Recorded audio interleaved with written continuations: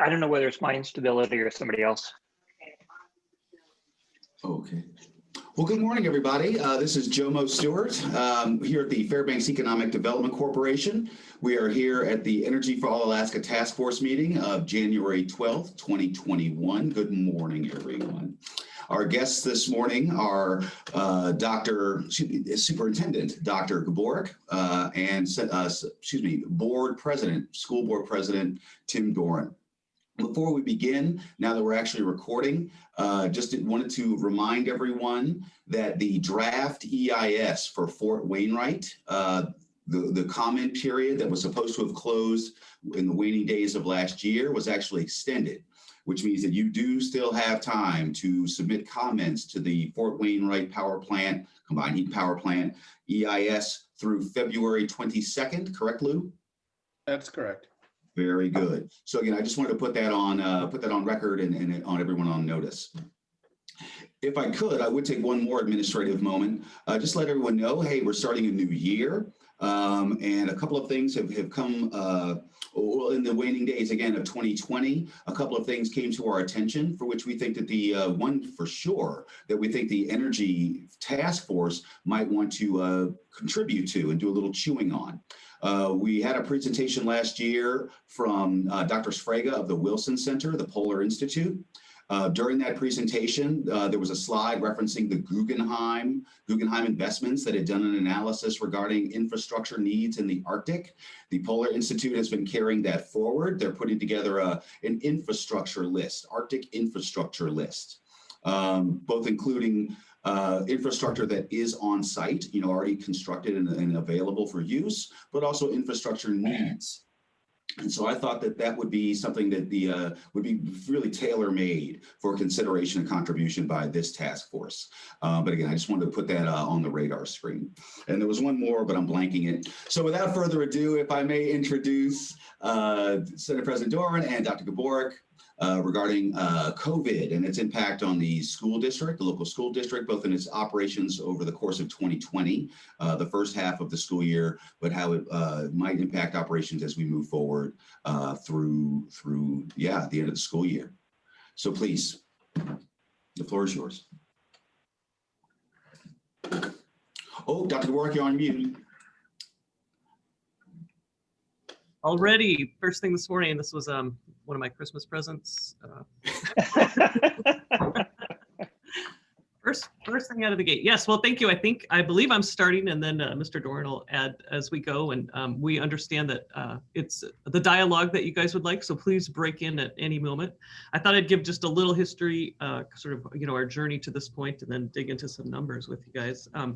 Of course, March 6th was, for us, it was the Friday right before spring break where things started getting real with COVID. We never did come back to school since that date. We finished third quarter and tried to pull together very quickly, systems of learning and learning models that some students had, tried out, like e-learning, and we had some e-learning courses going on. We had, of course, a correspondence program, but we really had to kick in for fourth quarter, a system of remote learning for students, which, as everybody knows, especially if you have kids or grandkids, we had the whole range of, from success to complete, non-success. One thing that it pushed us to do very quickly, and we used CARES funds, the first round of CARES funds for this was a significant part of our expenditure, was devices for students. We had devices for most of our workforce. We also, of course, teachers and many of our support staff in buildings who, use technology, as part of their daily work. But in addition to students, we also made sure that all of our special education paraprofessionals and other instructional tutors had devices. So significant investment in technology and also bandwidth. And in fact, we're upping our bandwidth again, anticipating that as students come back to school and we continue with remote learning models and students accessing, things like Google Classroom and even Zoom, and not that they'll be Zooming all the time if they're in front of their teachers, but certainly to access Google Classroom and some of those platforms, you have to have good bandwidth. And so, lots of silver linings in COVID. One of them has been our increased ability to provide technology to students and teachers and also support that. With that comes ongoing significant costs as well. On that note, we often get questions about, why can't the school district provide internet service to, families? Why can't you help more families who don't have good connectivity? And as you all know, it's not always a socioeconomic issue, it's a geographic issue, right? You just live in a dead spot, or you're on the wrong side of the hill, or whatever the situation might be in Fairbanks. And I've done a fair amount of work with, I had conversations with Representative Hopkins about what, we can or can't do, in conjunction with the legislature. So of course we can't be in competition with any of the internet service providers. We have been able to provide MiFis to some families. We're at less than 100 because there's ongoing costs with those that, again, you have to be very careful of, right? So then you go to, well, can we partner with GCI and ACS and other entities? And our group, you may be aware of our group that helps meet the needs of families and students in any ways. A lot of times it's food or clothing, but Bright Futures has been working hard to establish partnerships with the internet providers and see if through their means we can add to the number of MiFis that are being provided to families, and also devices. We can give each student a device, but sometimes families are struggling with devices too. And you tell me, Joma, how you'd like to handle the hand raising there. I think. Oh, I was going to lob out the first question. What's a MiFi? So it provides right. So it's kind of like it's a device that that brings wireless to your location. So what's a good way to describe it? Like I use a hotspot. Yeah, it's like a hotspot, but it's stronger. It's stronger than, say, your cell phone hotspot would be. So sometimes when I travel and like I use AT&T and I know that AT&T doesn't have good service there, like we have a Verizon MiFi that'll provide that service. So does that help out? Yeah. Okay. So anyway, so we scrambled and survived fourth quarter last year, and then in May we really, after students left mid-May, we really started kicking it in to plan for the school year. At that time, I mean, none of us would have bet significant amounts of money that we would have started school in August, right? And that we couldn't even have imagined that this year would have rolled out like it has in terms of COVID community transmission rates. So we started that process just assuming, based on all the information that was available to everybody at that time, that we'd start in the yellow zone. So we'd have, the opportunity for kids to be in school, at least in, some magnitude, perhaps not full, but we'd be able to serve some students in school. So I created this design council, and it included representatives from all across our workforce. So it had every single association had, so those are principals, support staff, and teachers had representatives. Of course, district, our technology people, curriculum people. We did some community sort of just open forums to get input from folks on, as we were developing plans on the way through. So we felt like we were making good progress, and then the July 4th weekend hit and transmission rates started to go up, and that's when the sort of things really shifted and changed. And then we realized fairly quickly that we likely would not be in school in August. And so we had to, again, sort of this whole experience, completely shift gears and plan for potentially not having students in school. Also at that time, sort of a through line in all of this is that the Department of Education has established what they call Smart Start guidelines. And you can find those on our website. You can find them on the Department of Education website. Those guidelines were developed initially by the Department of Education, and they took CDC guidelines and distilled them down for schools. In July, the Department of Education, in cooperation with DHSS and Dr. Zink, hired a Dr. Olson, Elizabeth Olson, who works directly with school districts all over the state. And her job was to basically liaison between DHSS, DEED, and school districts. And as soon as she was hired, again, that was another shift for districts. We had, somebody sort of specifically, allocated to support us, and also public health with, in relation with school districts. She revised the guidelines, updated them, did a lot of alignment. And so, so we've had tons of support from the state. I've been in multiple meetings with Dr. Zink and Dr. Olson, just as different things have happened in Fairbanks. As transmission rates go up, as we had to close our first school, when those football players, that one football team was severely impacted, that first, kind of those first events, those first initial events, they've been there to help support us. So that's been terrific. So along those lines, every district who's had the ability to do so, and Fairbanks, we have the size that we're able to do this, created a medical advisory committee. So it's a superintendent committee. And basically, so there are two key people who are constant members of that committee, but it's a great sort of general partnership with Foundation Health. So there's a number of Foundation Health healthcare providers who are on that committee, but the two people who are with us every single week are Dr. Michelle Nace, who I'm sure you've seen in the news and at lots of events around town. She helps us with education with district staff, but also with healthcare providers in town. And then also Danette Marks, who is with Public Health. So she is our primary contact with Public Health. And so for a while, we were doing what we called zone meetings and sort of determining, okay, based on the factors involved with community transmission rate and hospital bed availability and things like that, what operational zone is the district in? That's shifted now, and I'll get to the decision the board made in just a minute, but that's shifted now, and now it's, the focus is on vaccines and what's the other thing we're talking about? Just lost it. There's two things. Rapid testing devices that we're now able to, we have 4 of them, and we have the potential, it sounds like, to get 15 more, which will be terrific, specifically for Fairbanks schools. So we have those meetings, and then I also have meetings with Dr. Nace and Danette Marks with folks in operations in the school district, and we dig into all the behind the scenes work. And it's they've supported us the entire way. It started with sports and how do we work with OSSA, how do we sort of mitigate some of the risk factors around that, and it's just unfolded every single aspect of COVID. So you guys all know there's so much involved with leave around employees and how you use the federal leave, what employees need from healthcare providers to access that leave. Now that's all shifted again. So that medical advisory group has been hugely important to us.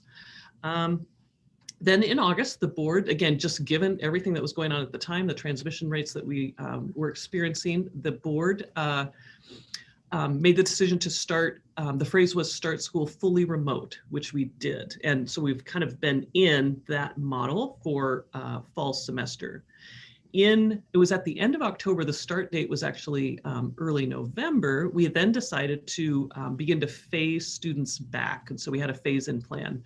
The phase-in plan was based on special education students. So especially our sort of in a priority approach. So our really high needs, our intensive needs special education students, trying to get them back, receiving services from staff in schools. And then also we sort of this generalized group that we characterize as our student support services students, that encompassed all kinds of kids. So connectivity was definitely a piece, but connectivity is tied to so many other things. So it wasn't just about connectivity. It was literally all the students were considered within our student support services structure. So migrant students, foster care students, students that we knew had significant risk factors in terms of being at home with their families. So just anybody that, sort of that arm of our district that serves students, sort of, it's not just social emotional. I mean, it's academic support, it's family support, it's mental health support, it's, it's all those kind of support. So again, we worked with schools kind of through a prioritized list, like, okay, we know these are particularly high risk factors in kids, so start with them. And then as each school has capacity, continue to bring back more and more as you're able. Some schools got to about 25% of their kids back in the building. And, again, we had a range around that. Also have to recognize that some families, even though they were offered the option under, those two models, decided not to send their kids back to school. And, our whole goal through this entire thing has been to provide options to families so that they, again, can, based on their own needs, their own, work schedules, their own, risk factors in terms of their family who might be at home, what model works best for them and what can we provide? So then December 14th. Sorry, Doc. And that was in the, say, October, November timeframe? Yeah, we started bringing students back about, I think November 8th was the first, kind of the first wave of kids. And so not quite the full third quarter. Back in September, we started phase-in, right? No, it was later than that. Yeah. We didn't make the decision till I think the end of October to start that. So.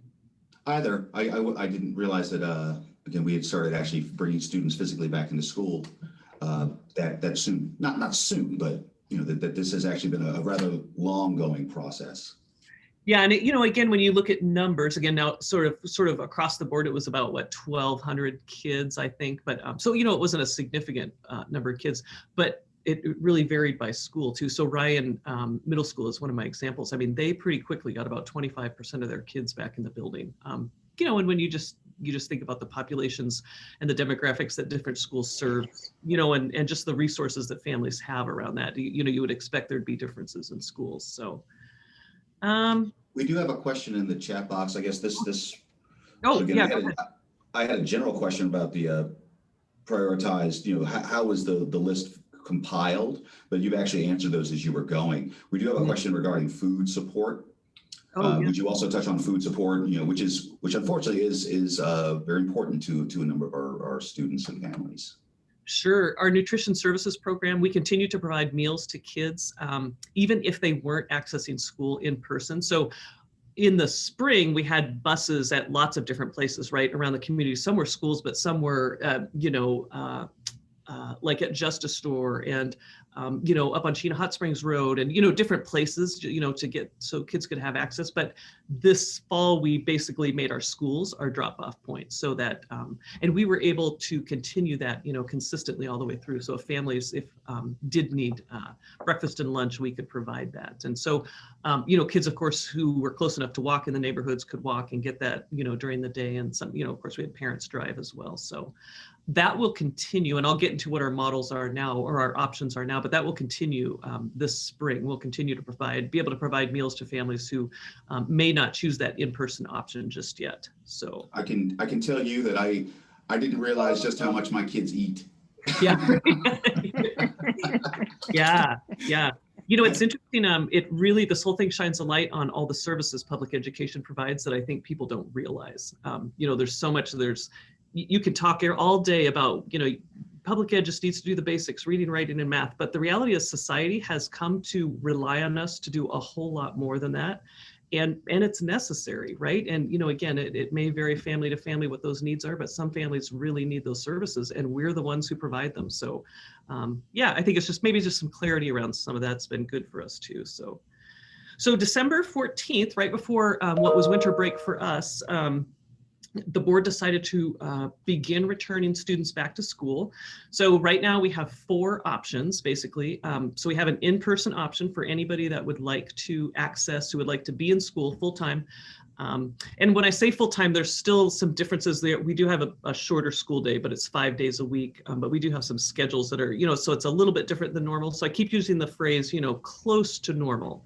Not everything is going to be normal, but it's close to normal. So students can also stay remote. So this is kind of one of those things where teachers will be doing 2 things, and it's taken us a while to get here. And I'll be honest, not all teachers are there yet. The good news is we've had a semester of time to practice and get really much more savvy in terms of using platforms like Zoom and Google Classroom and things like that, so that teachers can hopefully be proficient at sort of a dual instructional modality. But the idea is, and I just saw a commercial on TV. I don't watch a lot of TV, but I saw a commercial on TV the other day. I don't know if you've seen like the kindergarten teachers, teachers in front, they had kids on Zoom and kids in class. And so that's a little bit of what that'll look like. And so the idea is that whoever wants to be in person can be in person. Whoever wants to stay remote can stay remote. And sort of the idea there is, at some point I want my child to come back to school, but I'm just not quite ready yet. Right? So, and I want my child to be connected to their primary teacher. So kind of 2 options there.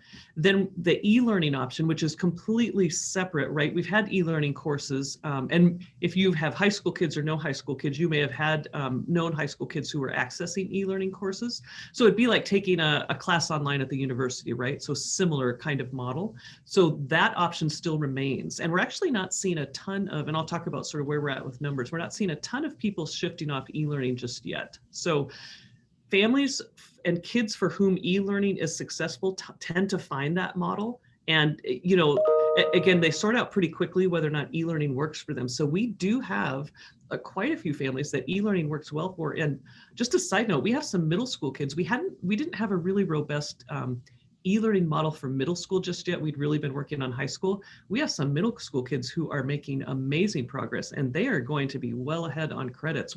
I decided to go ahead and let them keep going with e-learning and start earning some high school credits again. So another silver lining, I hope we're breaking that open, and that option is available even more so for middle school students than it used to be in the past. So we do have some elementary kids doing e-learning, and as you can imagine, those are elementary students who have pretty significant support from their families and are able to do that. And then we have our best homeschool option, which we've always had.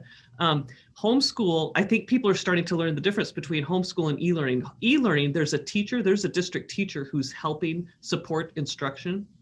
With homeschool, the parent truly is the teacher, right? So again, homeschool works well for some kids, and it really just kind of depends on the family situation there. So those are our 4 options. We're coming up quickly on that first date. So January 19th, which is, so Martin Luther King, that holiday is the 18th. So Tuesday will be when we're opening schools for elementary students who want to access the buildings.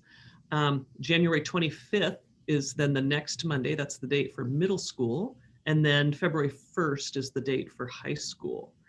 And let me give you some numbers about where we're at with that right now. So we are seeing— Actually, if we could just pause for a moment. Oh, sure. Yeah. Lisa, do you feel like your question got answered? Oh, sorry. Let me put that another way. There was a question, but I think it got answered. So it sounds like that it was only for a very, very brief time that the school district really was truly fully remote. Because the question was, why has the school district remained fully remote when students across the country, in many places across the country, were coming back to school, places like California, New York, Texas. But it sounds like no, the accessibility for in-person learning was initiated actually fairly early. Well, it was initiated during this fall. Yeah. But again, it just say it wasn't broadly known. Because I would right, be one of them. Smaller groups of students. And it really is. And so you can talk about all those other states and different models. It really is. So you have to sort of move at the pace that your community and your workforce is ready to move, right? And so we have had, for most of my tenure as superintendent, had really good relationships with our unions, and I included them in this process, right from the beginning. And it's just kind of, taking those steps and moving forward with them, at a pace that we felt like we could be successful. And then also just weighing that against, sort of the school board's processing around, okay, where they're at as a governing body, and, in relation to, the community in general in terms of transmission rates. So, when you look at different communities across Alaska, of course, Mat-Su has been engaged, even with very high transmission rates. They engaged much sooner, but other communities like Juneau did not. We all read about Anchorage. They've gone through, sort of various iterations trying to, figure out to what level they'll provide services. So I think everybody's just finding their way through this in a way that works for their community. And so there's the workforce pieces, there's the technology pieces, there's the school board, there's the politics of it. And you saw a significant shift in terms of politics on our board after the election, right? And so you see sort of a different decision coming through than maybe, than what we saw previously. So I think that's just all kind of part of the contextual reality. This might be a good point if we pause, and let me just give a couple of thoughts from school board side, although I think I just froze. Oh. You froze, but I can hear you. Oh. Or not. Yeah. You want to try again, sir? Okay, I'll try again. So as Karen's been talking and giving a good aspect of all the groundwork, it struck me that one of the things with school board right from the beginning was to stay engaged, but also to stay out of the way. Especially in March, that the fourth quarter of last year. But she has really outlined a lot of the hard work that staff has done. And in March, in lots of ways, major decision was taken away from school districts. The governor decided that schools would close as a building and would go remote, and you figure it out. And so that was one dynamic that was there. The amount of work that staff put in, first it was like for 2 weeks and try this, but we're going to be back. And then it was 2 weeks longer. And then it was for the rest of the school year in the spring. So one of the big things that has struck me in terms of school board is we've been in a position of trying to be responsive, trying to be proactive and supportive. And that's to students, to staff, to families, to the broader community, because we impact, even if you don't have kids in school, you may have employees who have kids in school and so are impacted that way. Grandparents became, in many cases, or other family members, neighbors became engaged with families to help out. Even if they didn't have kids, could they help out a neighbor? Could they help out with their grandchildren or whatever? So as things went on, and then after the summer, the governor, there's the guidance, but no direction from the governor. You figure it out and decide whatever you want to do. And I think this goes to also Lisa's question a little bit. Each community, each district trying to decide what's best for them. And even nationally, a lot of this was put on local districts and deciding, and communities who said, okay, we're going to do this as a community in order so we can have that. You know, it might be schools as a priority versus some businesses, or it might be the reverse. What seemed to work for them and their situation. So that's a piece. I was really pleased when we started the phase-in, because basically, and again, to Dr. Gaborik's credit and the design team's credit, as a district, the fact that we really, and actually Dr. Gaborik put it together with bringing all the partners, the associations, the teachers, the support staff, principals, others within the district to try and pull together the medical community to say, what can we do and how can we do this the best for kids? That engagement has not happened in many districts in our state as well as nationally, where you have, there have been other districts and within our state, decisions were made at the, if you want, from the top down, and no other engagement here. I think that dialogue made a big difference. So we were able to start a phase-in. Most students were remote, as Lisa noted in the chat that her kids have been home, but starting to bring kids in, and yeah, having 1,200 and building towards that was a significant amount. But we kept thinking that, well, this is going to turn around. And if you remember when we had our surges in the end of July, which changed how we were going to open, that there was, if we could get through that, we would probably be back second quarter, maybe even before then. And having the phase-in, starting to get that going, have the buses in place, would help us make that transition. That didn't happen, and our numbers kept going up. But as it goes longer, there's frustrations that come as well as successes. And where families are, how long can I hang in there? And that's the same thing. Even within our businesses, within our own home lives, do we keep a bubble? For how long do we travel? Not travel? All of those questions that come up. And of course, we've seen a much bigger increase after Thanksgiving, and we're still higher now than we were at the beginning of the school year. And there are big debates whether we're going to see another surge. So kind of just pulling that together, the fact of trying to get phase-in, get those kids in whom we know it's not working for, Uh, let's get them going. Then growing out of that was, I call it the expanded phase in, and we had that under consideration in November. Schools were looking to say, how can we grow that number of kids coming in, and for what purposes? And some were already working on that. Orchestra students were, is a good example. You can do a lot via Zoom, but teachers are saying, but they got to really, really hear each other together. And how can we do that?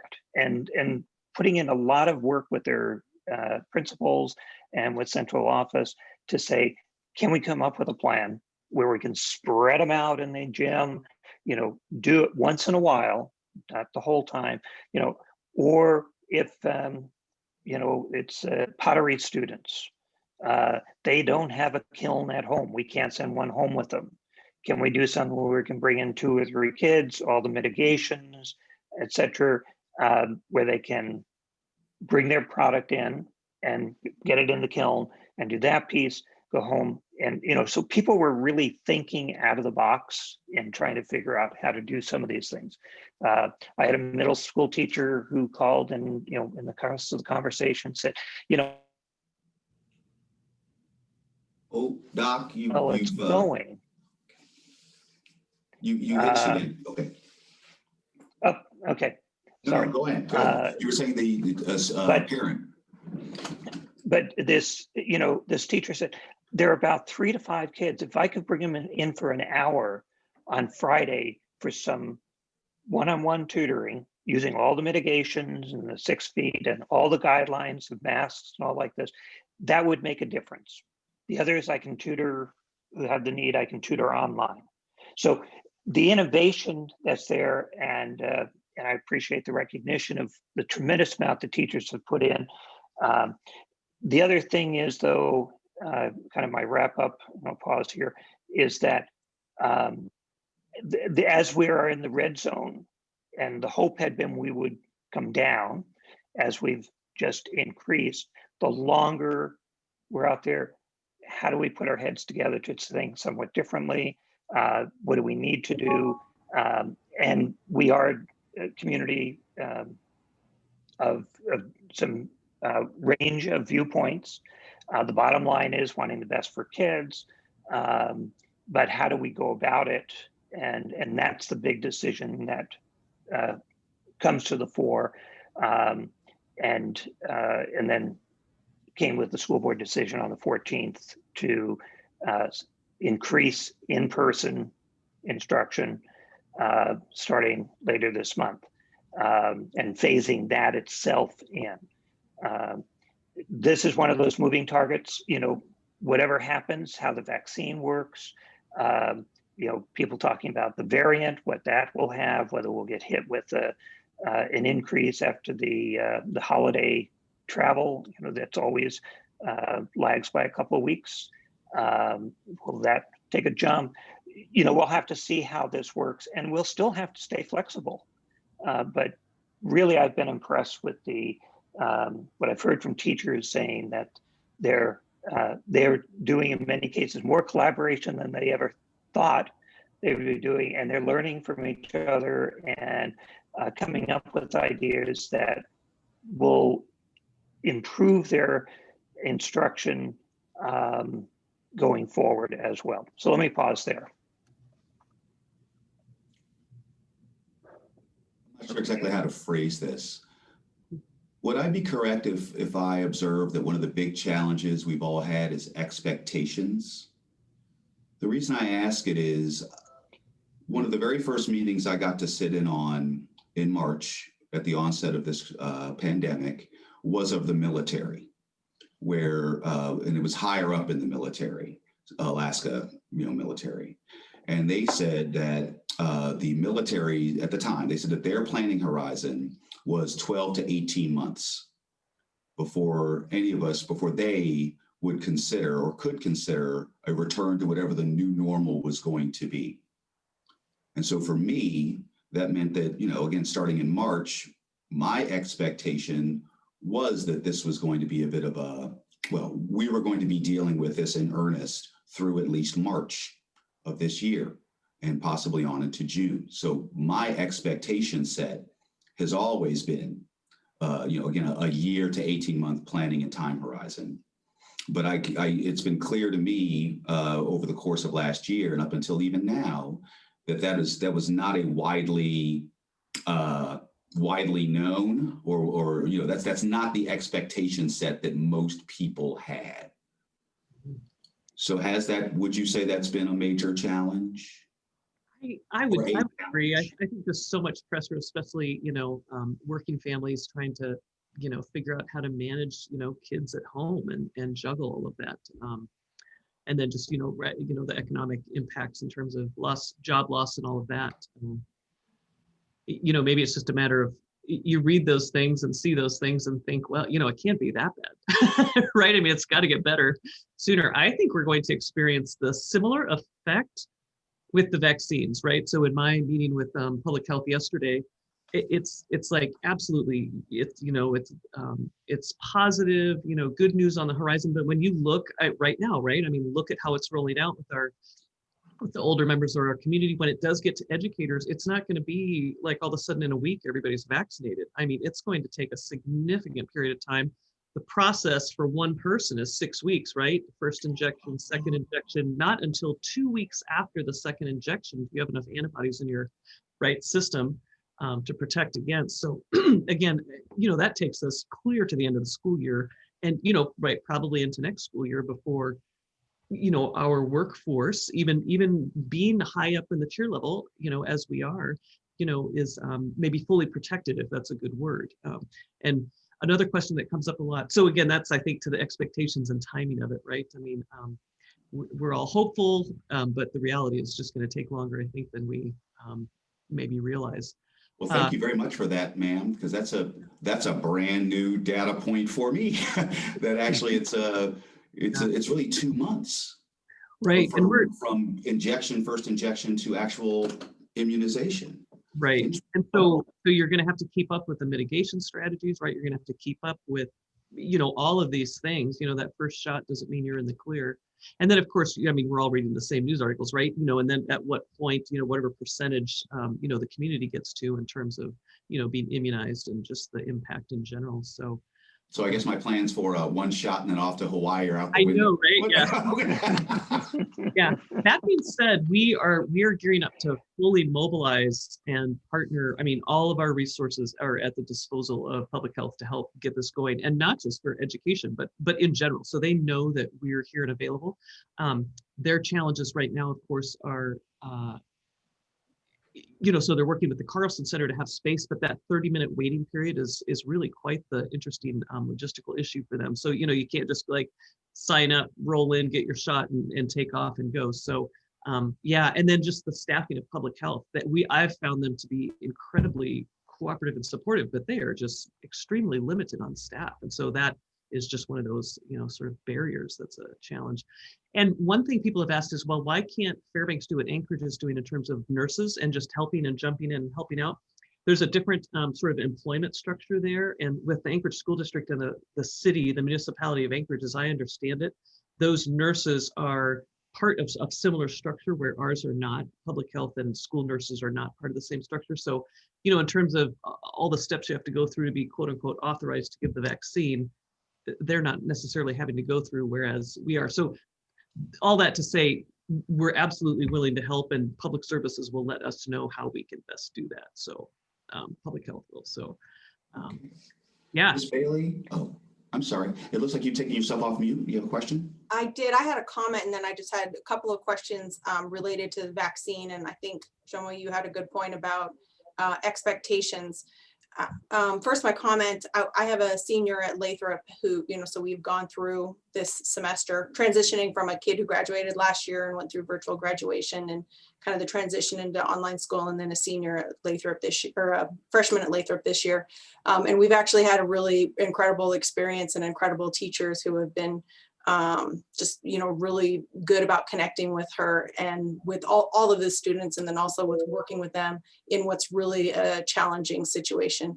I know we got a call yesterday, asking what our plans were for February 1 when you can return. And to be honest, we just, you know, we kind of are leaving it up to her and her comfort level, and we didn't have, you know, there isn't a clear answer because there's so much that's still kind of unknown.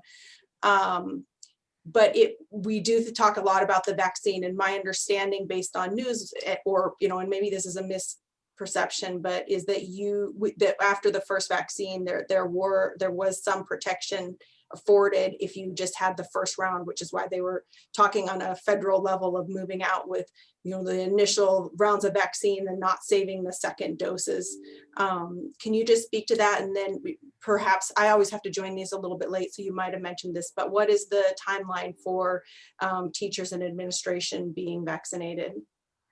Yeah, so at this point, that decision would be made at the state level. So at this point, Dr. Zink is saying she's not going to change her recommendation in terms of two vaccines.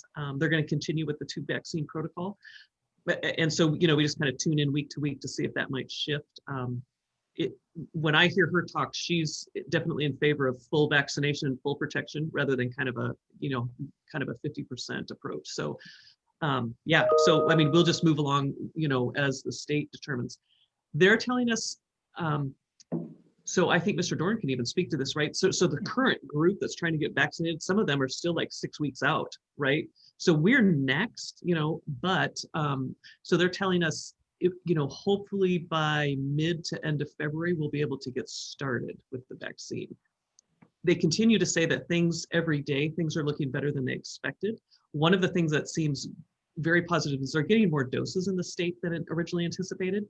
But then public health says our challenge is just the people to, you know, to vaccinate. So she was saying yesterday that right now, just with the current group that's being vaccinated, I mean, every single healthcare provider, Costco, Safeway, Fred Meyer's, they are all booked like for almost 2 months in terms of getting that done.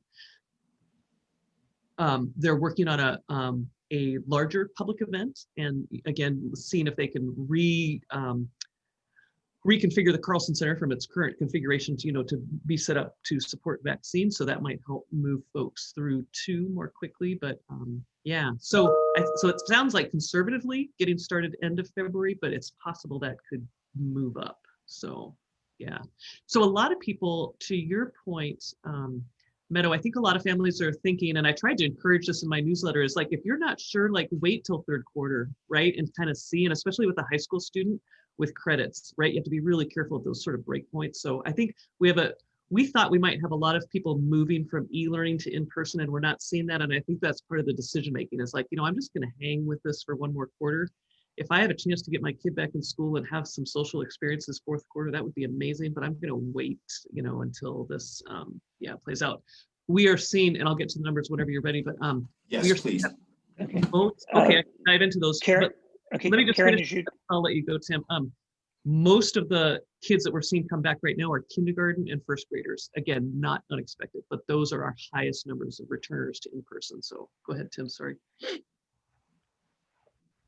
Okay, I should get numbers there. Karen just brought up what I think is important. We might lose me. Important. One of the things that we did on the secondary level, high school, is to do getting a full credit by quarter, and then reducing the number of classes that students would have. So normally a high school student would be taking, you know, stereotypically 6 classes, saying you're going to take 3 each quarter. So over the semester you have, but I think that was a significant move by staff and that cooperation of teachers and principals and central office staff, which makes a big difference for students. And again, with the idea that if things shift, and so like with looking at fourth quarter, the vaccines have an impact, people continue with the masking in our community, make that commitment that school is to reduce and spread, that we wanted to give flexibility to best meet students' needs there. And that was one little tidbit that I think is important to keep in mind that we adjusted. And it was neat, just from a parent perspective, it felt collegiate, the way it was structured. It sounds like that's in fact kind of where you all did move. I just wasn't sure if my kids were getting up for their classes. Okay. Right. Yeah, no, exactly. Right. And then the challenge is, are parents at home or, yeah, just trying to do the best they can to support their kids at home. So our own executive director of human resources, she's got a sophomore and, she has to call him to make sure he's like dressed and out of bed before noon. She's like, really? Like, okay, come on, So, I mean, it's affecting, everybody in the same way, just trying to figure out how to work and how to keep your kid moving in a positive direction. And I think thanks to Lisa and, to Meadow, I mean, I think teachers are doing the best they can sort of from a distance and then we always, we talk about, student engagement, right? Even when they're right in front of you, you're doing the best you can to keep students engaged. This is just, I mean, from a distance, it's just that much more of a challenge. And so, and then if they have great connectivity, that's easier than if the connectivity isn't great. One thing we've had to really work on with teachers is, okay, just because a kid, right, we're experiencing right now, just because a student does not have their video on doesn't mean they're not engaged. I mean, if they're, in order to stay connected, they might need to turn that off, so they at least can hear the audio. And again, there's the whole range of what kids do and don't do with that. But yeah, it's been an interesting learning curve for everybody. So, okay, so some numbers, and I'll get into the economics piece too, because we're going to roll out proposed budget here in a couple of weeks, and I know this group will be interested in that. So our current enrollment is about 11, or in October, our current count was about 11,200 kids. As of today, we've got about 77%. Oh, now we're up to almost 79% today of families who are currently enrolled who've responded to our survey about what option they want. So that's good.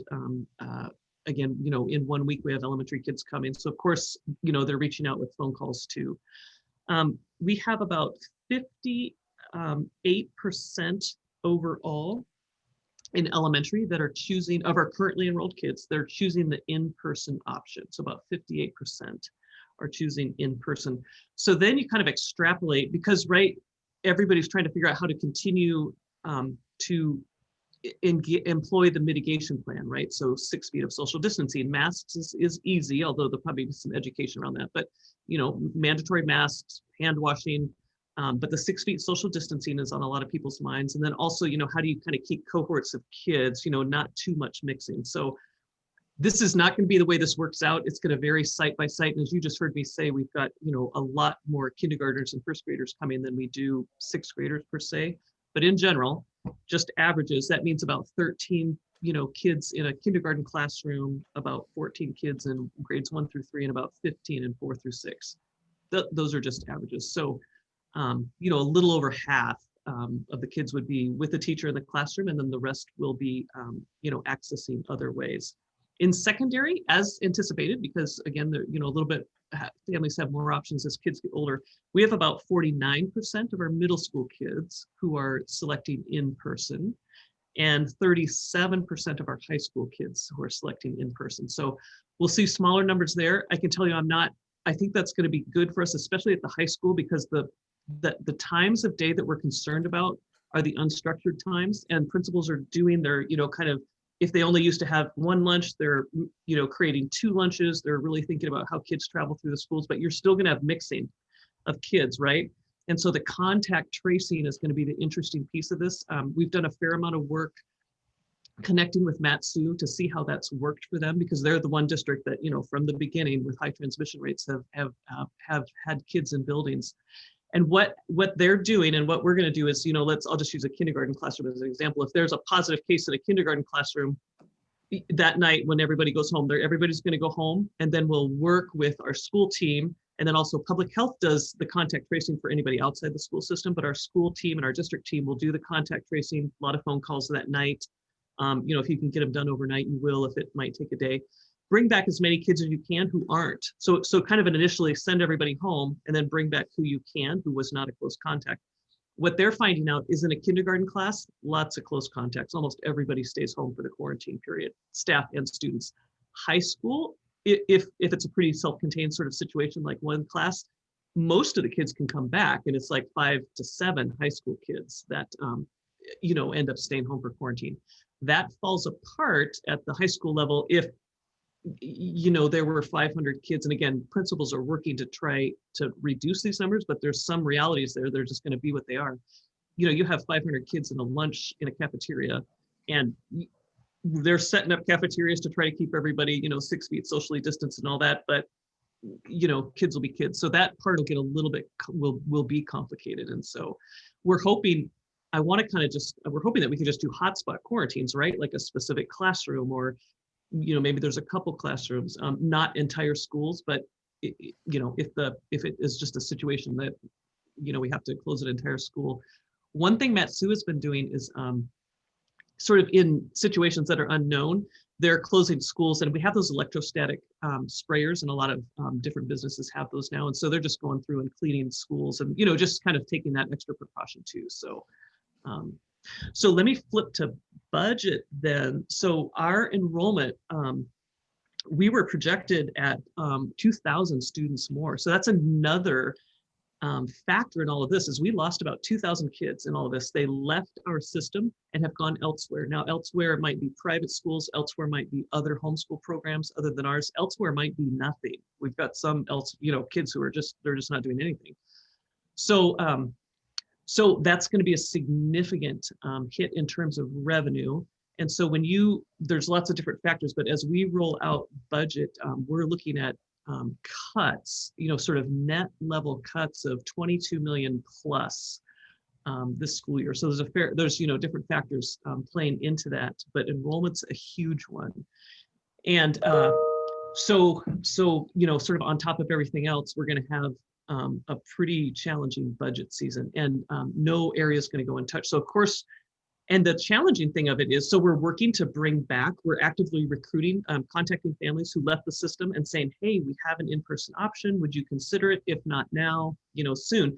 So a lot of our budget, or well, the baseline of our budget is based on our enrollment, right? So that's going to be a moving target. So we're going to be pretty conservative on the front end. And then as we see students come back, then we'll add, revenue dollars to that as they actually materialize. But I mean, I could tell you one elementary school, 8 teachers down. So some for enrollment and some because of, I've got to adjust class size targets to, sort of meet our revenue shortfalls. So there will be no area untouched in this budget. In terms of directors and programs, so our enrollment's down 15%. I asked every single one of our programs to give me 15% of cuts. Some can do that, some can't. So there'll be district-wide school and classroom effects. Yeah, and I had a thought right there that I just lost. But anyway, so we hope then as we move through session, the legislative session, of course, we'll lobby and advocate, but we hope the picture will get better, but we're going to start in a pretty grim place. Yeah. We have a number of questions and comments in the chat box. Look, okay, yeah. Really kind of starts with I'm not sure if you can see the chat box, the one at 8:53 a.m. Well, let me just start with this. I guess one of my big concerns when I first heard about the school board action, particularly the way I heard about the school board action, is that we may have basically jumped to a default in-person setting. I mean, I was just concerned that knowing what I know, that might be, it might be premature and have risk. But it sounds like that's not exactly, that is not what in fact happened. That there are still multiple options for parents who may have concern, or students who may have concern. So it hasn't been a true shift of the default to all kids are supposed to be physically in school, correct? I would characterize that as correct. Yeah, they added an in-person option for anybody who wants it, is how I've been characterizing it. And so really they expanded on what had been initially the top of the priority list. Mm-hmm. Okay. Right. Okay. So I guess right at the top, Clark Milne, or excuse me, I'm not going to name names. We did have a question of how's the union response been?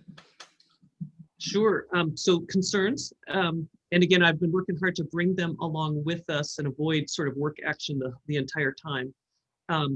So they did, and they did send both the Support Staff Association and the Teachers Association sent letters requesting to bargain midterm, which is fairly unusual, but again, these are unusual times. So the board met last night in executive session to discuss that, and there'll be communications back and forth. So we'll just have to work through that process. And this isn't anything, again, I think there's a fair amount of conversation about, maybe potential work actions by the associations. I don't know if those will come to fruition or not, but I'm certainly aware that those conversations are happening. So I'm hopeful that one of the big concerns in all of this has been, so there's a health and safety concern, and that's real. And right, I mean, that's in every arena, I mean, you've got the full spectrum wherever you're at in terms of how people are feeling about health and safety around this, right? And I just have to say, from my own experience, I don't know about you guys, but I've had now 2 friends die from this, and I've never had that experience before. I mean, it's just I've never said. Anyway, so there's the reality of it, and I think we have to constantly be aware of that, and trying to do our best to keep our school community safe. But I just lost my train of thought again. Where was I headed with that? Anyway, in terms of work action. But I think, yes. So one of the biggest concerns though was how we would use leave with employees. And so I think we've sort of settled out some of those things. Again, as you bring everybody back, it's like, well, what if my kid gets sick and I have to quarantine? How is leave going to work? Can I still function as a teacher from home? Is it possible to, Zoom into class and have a sub? And, none of those are perfect scenarios, but there's certainly, again, if you lose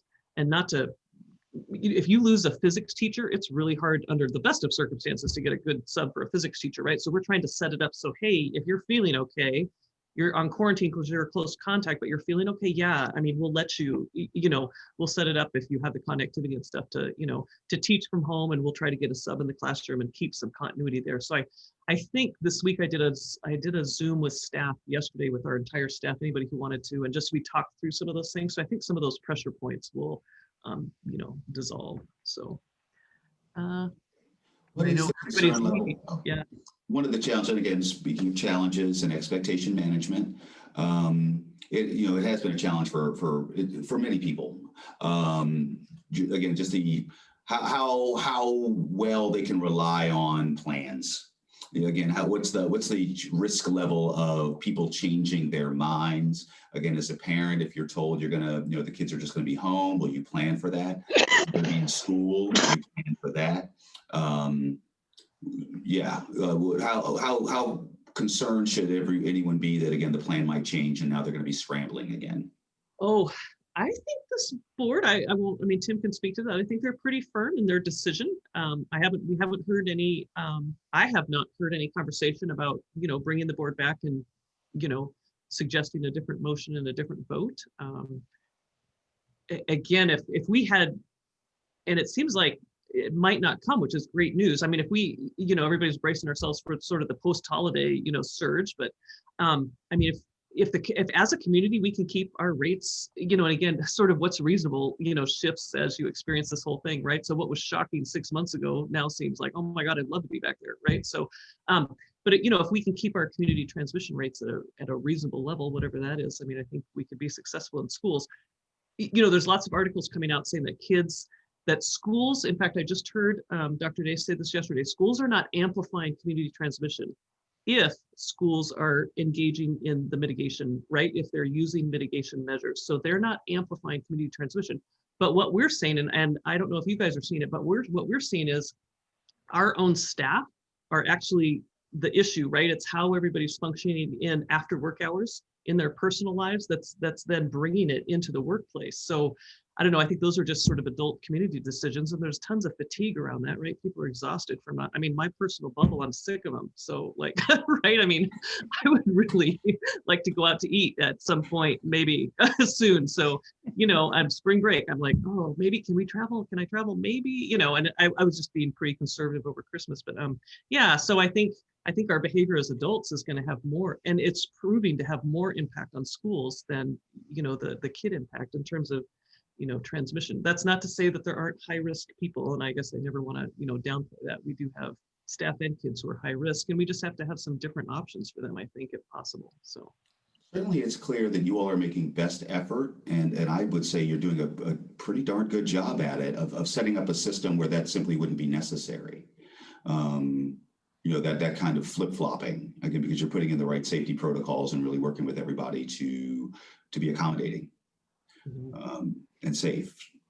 Yes, Mr. President. Jomo, I know we're getting towards the end of our time, but your last thought and your question before about consistency, I think, do go in hand in hand. One of the things that I've heard from parents a lot is, tell me what's going to happen so we can plan. They didn't want to be in and out. And I'll be frank, in terms of Matsu has been kind of the example of schools being open, but as a district, that's where they've been with a lot of in-person, but their schools have been inconsistently open, and you get lots of stories of parents of the minimum number of days that their child has been in school, though technically open. Around the nation, that's the same thing. You know, you're open a week, you're closed a week, you're open a week. Parents need something to plan on. That has been one of the things that our district, I think, has done a good job on, in keeping that in mind as well. And even as we go, yes, the dates, one of the questions was, are the dates for the in-person expansion still in play? Yes, they are happening, and we're less than a week away for that to start. But the mitigation plans, the things that staff have been working on in these few weeks, has been really to try and stay open, that consistency. I mean, that's the intent, and to try and make it work. And the efforts recently on leave and telework types of things that the district is working with the associations on, to try and keep a consistency there. Just the example of the teacher who may have to be home, but could they, with a sub in the classroom, can they still do the teaching? And I give lots of kudos to teachers who have been working this. They're dealing with their kids or their family, but they are working. They're not just home. They are working in a telework. That's a full day of work, and they're on that the whole time. So the consistency thing, I think, is a real important element. I can answer Clark's question about the military. I've worked pretty closely with both the garrison commander and the wing commander, who are our school board advisors, you know, Eielson and Fort Wainwright. And actually, both of them were engaged very early on, because some of those initial positive cases that we had with students impacted soldiers, you know, right? It took it onto the military installation and then impacted their readiness. So of course they were not happy. So we have, you know, we've really tried, again, keeping the communication open and also being really careful of, you know, kids who are in schools who are military. Their message to me, and I believe they expressed this to some degree at the school board meeting on the 14th, they're going to follow CDC guidelines on the installation. They have, you know, they have very strict protocols in terms of, you know, their soldiers and families and all of that. Of course, our staff have to comply with that, the staff who work on the installations, but they are not going to dictate a different decision for the schools on the installations or the staff or their kids. So they, you know, so the schools on Fort Wainwright and Eielson, if we allow more kids in, they will work with that, but they continue to be concerned about the impact that might have on their military readiness. So we'll just have to work our way through that and see what happens. Well, another good reason for we in the civilian sector to do our part. Yeah. One thing, you know, that came up with Chamber, and I visited with Chamber a couple times in the fall, was, well, why aren't you doing what the private schools are? Well, as a public institution, I can't have families and staff sign waivers, right? Well, you know, come to school, sign a waiver, you know, and we're not responsible if you get sick or whatever. The private entities can do that. I'd be curious, though, again, it all depends about your insurance. That's another huge piece. At the end of July, all the major insurance carriers globally, if they didn't already have some sort of an exclusionary clause around contagious diseases, many of them put in something specific related to COVID. And so again, when you think about the potential financial risk there, now again, you might say, well, you know, who knows, how that'll all play out. But it's just sort of in the back of my mind too, is if and when there is litigation around, again, some impact that somebody has from COVID, you just can't ignore that. So yeah. Clark, you pulled yourself, you started your video. I just wasn't sure if you had a question or a comment. You're on mute. Okay. All right. Well, I will say one of the last questions I was going to ask, but you actually touched on it. Again, challenges bring opportunities, and having gone through a crisis, often good things do come out of it. The question is, will they be maintained? So you mentioned, again, we've talked for years around the state about distance education and the capacity to provide it. Certainly, I know in the legislative sphere, we've talked rosily about that capacity. We really got to see through this crisis what our capacity truly was, but we've made some real successes out of it. And so I just want, I would give you the opportunity to comment on the school district's willingness and commitment to taking the best of what we've learned and the best of the capacities that we've built and building on them into the future. Yeah, I think Ken had it seems like traditional school may never be the same. So this has always been my bent on things. I would say, yay, I hope not. Right now, Tim might see it a little bit differently. The school board has sort of the whole range, but I've always been one to be very interested in innovation and creating new learning opportunities for kids that, again, we have got to shift in terms of how we think about public education in this country. And I think just my view of the world, right? And, we'll see what my next adventure is and how I may or may not be able to impact in some way. But I think some families, some kids absolutely thrive and need that in-person model, and some of them all day. But I think we have so many kids who can be successful and shine, and we're seeing it right now with some connection to the district, but with really different learning models. And teachers too. We have teachers who are like very excited about doing different things. I think the constraints of the system, right? Just, and so so I am hopeful that, yeah, we maybe broke open some doors here that we will keep open. And so and I'm just thinking in terms of instructional modalities. There's probably lots of other ways to think about that as well. So even how we work, right? Like, why are we all reporting? And to work from 8 to 5. I mean, the whole institution does not need to do that. And again, I don't know about you guys in your workplaces, but right, I mean, all over, lots of entities are thinking, oh, we can think about how we work differently. It doesn't all have to be in person all the time. I swear to God, if we start bringing everybody back in for these huge meetings in the ADC, right, I don't need principals to drive an hour to come to a meeting anymore. It's a ridiculous waste of time. But I didn't think that a year ago, right? I mean, we can all get on Zoom. It's, yeah. So, and be much more efficient and effective with our time. And there's a place for in-person. There's a place to, embrace new models and new technology and keep running with it. So those are the things that excite me. So I don't know, Tim might, Tim might. Yeah, we're a good complement, and we've worked together for quite a while as colleagues, principal colleagues, et cetera. The two things is, I think it really blends it out. One silver lining out of this whole thing is, I think people have grown in their appreciation for the personal, social aspects of learning and schooling. And that has come to the fore, where we've been the target for a lot of criticism for a long time. And there's I've seen and heard some appreciation for what teachers do, what schools do, what principals do, et cetera. By the same token, I think, as Karen mentioned, is it pushes, we've had an opportunity to kind of push our boundaries, and we always needed that, and we always have that. And so in some ways, just using Karen and I as a nice contrast is, there's some things we do really well and we can get comfortable in it. One of the qualities I've always liked about Karen, when she was principal at Lathrop or, assistant, is she pushes the envelope to push a little bit more. And this way, in terms of as superintendent, keeps pushing those envelopes and opening doors. She calls it, we have in our strategic plan, multiple pathways, and we needed that. How do we make it available? And we've seen how that can work for quite a number of students.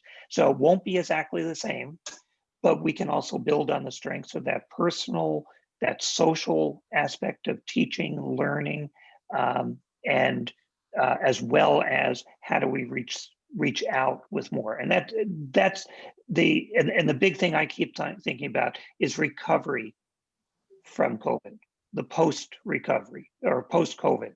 That yes, we may get through COVID, but how do we learn and take good things we've come up with in this past almost a year, to make sure we don't lose the good. We use it to enrich what was good from traditional school or normal school, and so that the end product is even better.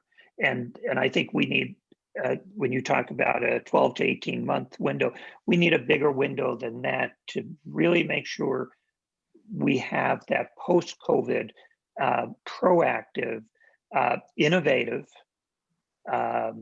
as well as capturing what does make a big difference for kids and families there. So and I have to say, we can't do any of this without staff. You know, as a board, our main interest, frontline to us, is students. But right behind that, or with that, is staff.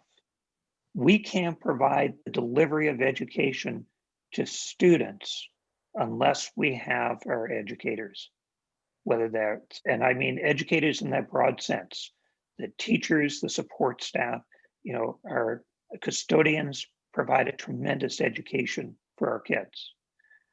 You know, and I could go through individual pieces, but it's educators. We can't do what we want for students without our staff, and we have that dual responsibility we have to keep in mind. So take the new to enrich us as we move forward. Well, I think that was thank you very much, both you, Dr. Gaborik, President Doran. Wonderful way to end the session, but thank you very much for the information and for all of your efforts. I really can't praise you and your staffs enough. I really can't. I've always been an appreciator of education, although my mother would say different from my middle school and high school career, but I've always really appreciated education. And again, I just have been, I really can't thank you enough. I can't praise you enough, thank you enough, and tell you how appreciative I am, again, for your outlook. I really, yeah, the community owes you a great debt of gratitude. All right, well, everybody, thank you very much. We have run a bit past the hour. It's only a couple of us left, but just put on the record, we do have a presentation set up for next week. We're going to have Mr. Larry Pursley. He just spoke before the House Finance Committee regarding an analysis of the governor's proposed budget for, would it be FY22? But again, the governor's proposed budget. And so with the legislative session starting, we just mentioned the budget. That will be our presentation for next week. All right, with that, thank you very much again, and everyone have a great week. Safe thank you for inviting us. Appreciate it. Okay. See you guys later. Thanks for having us. Okay, take care. Bye. Thanks, everyone. Thank you.